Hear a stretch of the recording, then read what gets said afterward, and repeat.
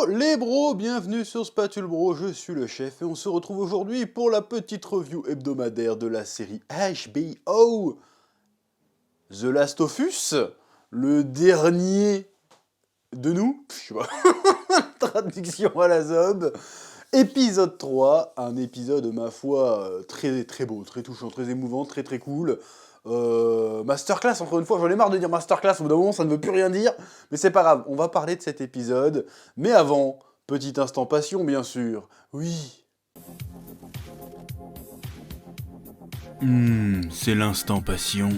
Cette vidéo est sponsorisée par YFood. YFood est une société qui propose des alternatives au grignotage et à la malbouffe via des bars et des boissons nutritives. C'est ce qu'on appelle de la smart food, des produits conçus et pensés pour optimiser au mieux la valeur nutritive des aliments. Admettons que t'aies pas forcément le temps de prendre une demi-heure ou une heure pour manger dans ta journée, bah hop, une petite barre ou une petite boisson, et tu as ton quota de vitamines et de nutriments pour t'aider à tenir toute la journée. Ça c'est bien. Nous par exemple chez Spatule Bro, bah à force d'enchaîner les vidéos, des fois on n'a pas le temps de faire une pause casse-croûte, alors du coup, hop, une petite barre ou une petite bouteille. Ma préférée c'est la Cold Brew Coffee, j'adore le café. Oui. Pour découvrir ça, elle propose des packs découvertes, boissons et bars avec plusieurs recettes. Chocolat, vanille, café, coco, banane en boisson et coco, chocolat blanc, noisette, caramel salé et noix salée pour les bars. Et pour les boissons, il y a aussi une version vegan. Découvrez les packs découvertes pour les bars et les boissons et les frais de port sont offerts à destination de la France et de la Belgique. Et pour les offres en dehors des parcs découvertes,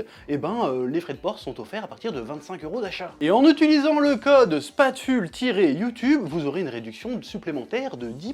Le lien est dans la description, que la passion vous guide. Oui. C'était l'instant passion. Ouais. Alors, ce troisième épisode était surprenant, inattendu, encore une fois. Alors, j'ai cru comprendre, parce que je me renseigne après avoir vu l'épisode un peu par rapport aux jeux vidéo. Apparemment, ça a pris une grosse liberté par rapport aux matériaux d'origine. Mais de mon point de vue de non-joueur, j'en ai un peu rien à foutre pour le coup, et j'ai trouvé quand même l'épisode vachement bien à plusieurs niveaux. Bon, d'abord il y a la première partie, évidemment, où on retrouve les personnages là où on les avait laissés après le sacrifice de Tess, qui a permis la fuite de, j'allais l'appeler Pedro Pascal, mais non, de Joël et Ellie du Capitole. Tu les retrouves un petit peu, encaisser un petit peu le choc. Tu vois un peu le personnage d'Ellie qui commence un peu à se dévoiler un peu, dans le sens où c'est vraiment une gamine qui connaît rien en fait. C'est-à-dire qu'elle connaissait pas le monde d'avant, elle a toujours connu, on dirait, que la zone de quarantaine. Elle dit « Oh, c'est ça une forêt, je pensais qu'il y aurait moins d'insectes. » Elle fait « Oh, un avion craché, t'as déjà volé dans un avion ?» Il fait « Ouais, mais c'était de la merde. » Il fait « Ouais, mais t'as volé dans le ciel. » Je fais « Ouais, bah eux aussi, ils sont morts quand même, tu vois. » Elle fait « Oh, c'est quoi ce charnier là ?» Elle fait « Bon, en fait, c'était des gens pas malades, mais comme il n'y avait plus de place dans les zones de quarantaine, et ben, les soldats les ont butés. » Voilà. Donc ouais, le truc est assez sombre quand même, hein. Elle se pose des questions qui peuvent paraître bêtes, mais des questions qu'on se pose aussi nous, parce qu'en tant que spectateur on sait pas, on n'a pas vécu ces 20 ans avec eux, et elle pose des questions qui nous permettent de poser un petit point de vue sur tout ce qui s'est passé. Bon là on a le point de vue de Joël, mais c'est intéressant le fait, ah ouais, alors il paraît que ça a commencé, que tout est parti en couille en une nuit, machin. Elle fait non, non, c'est pas ce qui s'est passé, personne sait vraiment, et il explique comment ça s'est déroulé, qu'en fait, a priori c'était pas en une nuit, mais c'était genre en un week-end, c'est parti en cacahuète. Ce qui est quand même plutôt intéressant. Puis on apprend que ouais, finalement, les histoires de champignons, en fait, c'est dans toute notre alimentation en fait. Il dit ouais, les silos de farine, de maïs, je suis pas sûr qu'ils disent maïs, mais bref. Dans le sucre, les gens ils ont mangé ça dans les magasins, et puis oh, bah, c'était baisé en fait, on n'a rien pu faire, et la civilisation s'est écroulée. C'est plutôt intéressant tout ce passage-là. On a eu le passage aussi où ils vont fouiller une ancienne, comment dire, c'est pas une station-service, c'était une ancienne boutique tout simplement, une épicerie, où Joël et Tess avaient planqué des vivres, des ressources en tout cas, et tu vois Ellie qui part encore à l'aventure. Bon, c'est un petit côté agaçant quand même, parce que la meuf, elle sait quand même, a priori elle a été élevée dans l'état proto-fasciste bizarre, donc a priori ils ont dû être formés au fait de méfiez-vous quand même, il y a peut-être des dangers dehors. Mais là la meuf elle est non, non, je vais explorer, là. Bon bref, on va accepter que ça fait partie du personnage, mais c'est très agaçant. C'est très agaçant. Genre, fais attention, t'as pas de flingue, tu fais 1m30, s'il y a un zombie qui tombe dessus, t'es morte, en fait. Donc, c'est bon. Reste tranquille, reste à côté du gros Mexicain avec un flingue, s'il te plaît. C'est le minimum, c'est le Mandalorien, quand même. Il sait se bastonner, normalement. Tu casses les couilles. Mais bon, bref, elle y va. Et elle tombe sur un zombie cordyceps un peu coincé sous des gravats, et puis elle commence à le torturer un peu avec son couteau, et le buter. Je trouvais cette scène intéressante dans le sens où tu vois qu'elle commence à dire « Ouais, on est dans un monde un peu dur, vas-y, de toute façon, vous pouvez pas me manger, et de toute façon, je vais devoir forcément en buter à un moment donné. Vas-y, le côté un peu, bon, c'est le côté un peu gamin qui expérimente, mais il y a le côté aussi, ouais, j'ai bien compris qu'il fallait que je sois dur, je sois sombre, pour ce monde qui n'en est pas moins dur et sombre. Oui, j'ai trouvé cette scène intéressante pour le personnage, ce n'est pas juste une petite fille mignonne qui fait des petites galéjades, ça ne veut rien dire ma phrase, mais t'as compris? C'est aussi peut-être une future badass en devenir, voire peut-être une grosse psychopathe, hein, c'est pas impossible non plus, mais il y a la limite quoi, il y a le badass et il y a le gros psychopathe. On va voir, c'est en fait tout l'enjeu, j'imagine, de ce personnage, ça va de voir où elle va aller. J'imagine qu'à un moment donné, elle sera à la croisée des chemins, soit psychopathe, soit juste badass. Et il faudra qu'elle choisisse, donc j'ai hâte qu'on arrive là, ça risque d'être palpitant, oui. Et nous avons la seconde partie d'épisode, que je m'attendais pas à qu'elle soit si longue, parce qu'en fait, c'est presque tout l'épisode, hein, quasiment, cette histoire. C'est l'histoire du personnage de Bill, qui, avant la fin du monde, on va dire, était un survivaliste complotiste. Comme quoi, on se fout de leur gueule. Mais bon, n'empêche que le gars qui dit « Le gouvernement m'espionne, je me méfie, je me fais mon stock de munitions et mon stock de boîtes de conserve et que je me construis un bunker sous ma baraque », et bah finalement, c'est celui qui s'en sort le mieux. Donc quelque part, leçon peut-être à retenir, je ne sais pas. Bon, c'est un autre sujet. Et donc, le gars commence à faire sa vie tout seul. Il se retrouve que dans la ville, ça devient le seul mec qui est dans la ville. Il prend son temps pour se préparer, le gars est chaud patate quand même, il arrive à réparer la centrale à gaz et tout, le gars est fort de chez balèze en survie, il fait pousser son potager, il a ses propres élevages d'animaux, il met des pièges partout pour pas que personne puisse rentrer, tu te dis bon le gars il va être royal. Bon après ouais, faut pas trop l'intérêt de survivre tout seul en fait. Bon le gars on comprend que c'était plus ou moins déjà un asocial et qui parlait pas à grand monde. Mais quand même, tu dis, bon, il me reste tout le reste de ma vie, voire une bonne 50aine d'années à vivre. Je vais rester tout seul. Y a plus Internet, y a plus rien. Bon, la vie existe avant Internet, hein, je veux dire, mais bon, tu dois bien te faire chier quand même, hein.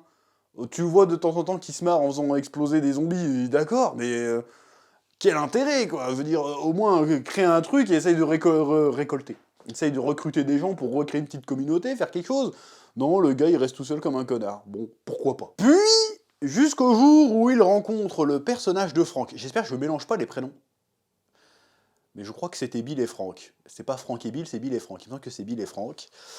Et donc, il le recueille, lui offre à manger, une douche, et puis en fait, ils vivent une histoire d'amour.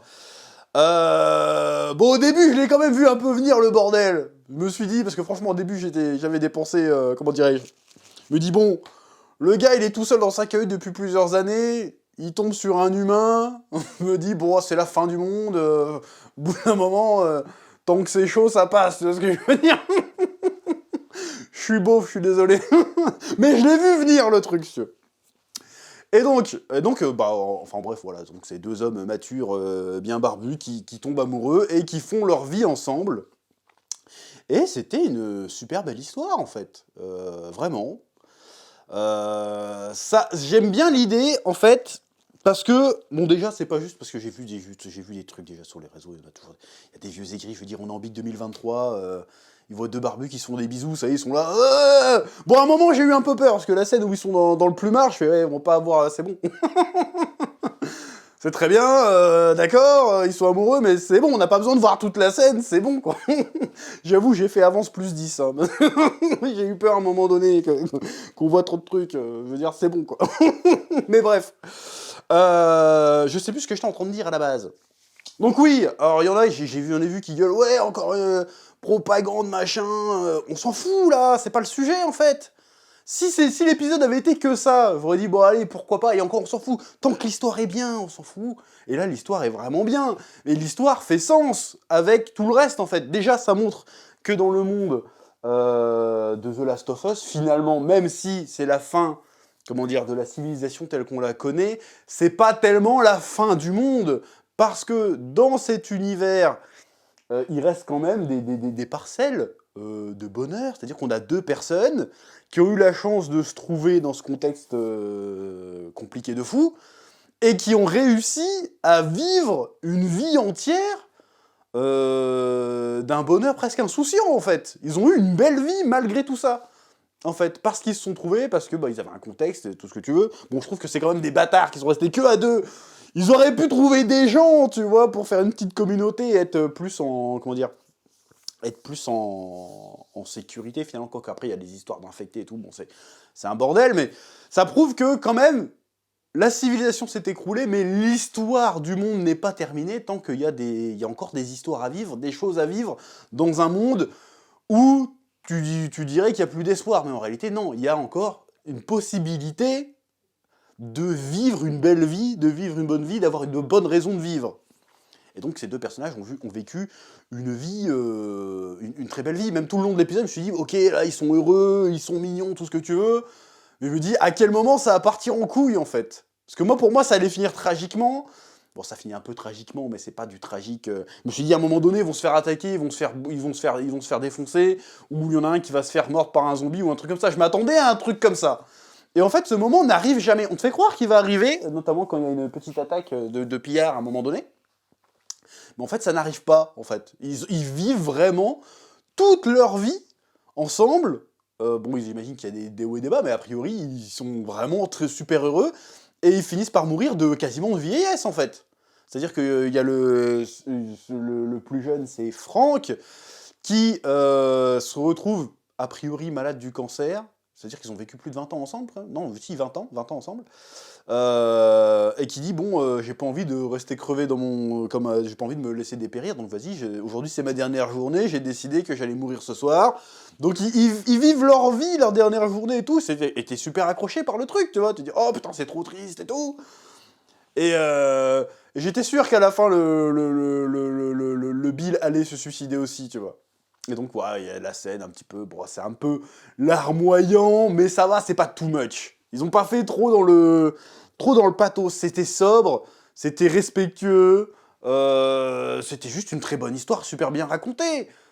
Mais si l'épisode avait été que ça, encore, j'aurais pu comprendre le délire, oui, on se plaint de ça, mais ça, tout ce qui, comme je le disais, tout ce qui a été raconté là a du sens par rapport, déjà dans le monde dans lequel on évolue, et aussi par rapport aux personnages principaux qui sont Ellie et Joël, en vrai. Et ça, on nous l'explique quand même, plus ou moins à la fin, quand Ellie trouve la lettre qu'a laissé Bill.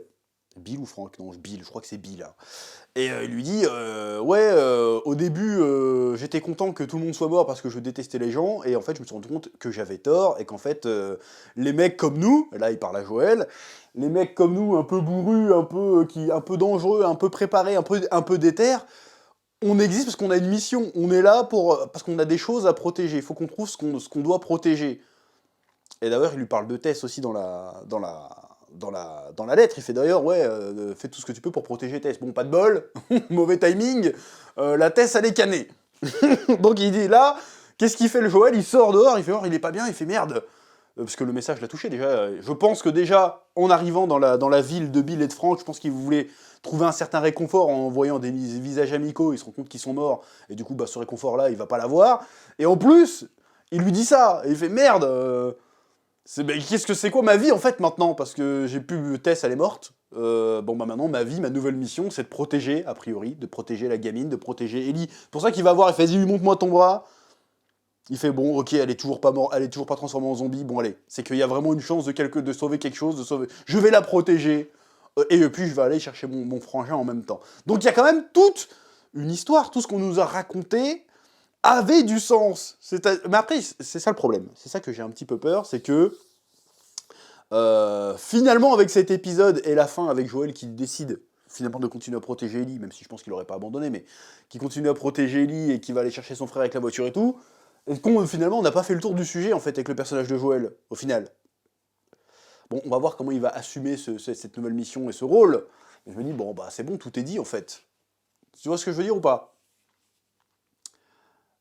Bref, c'était peut-être un peu trop explicite le délire, mais en tout cas, j'ai trouvé que cet épisode, franchement, est une très belle histoire, et que ça racontait des choses intéressantes, que ça soit à l'échelle du monde dans lequel on évolue, ou que ça soit à l'échelle des personnages. C'est-à-dire que, je le redis, la civilisation est éteinte, mais il y a quand même des chances dans tout ce merdier de vivre encore une belle vie, de vivre des belles histoires, d'avoir des raisons de vivre qui valent vraiment la peine.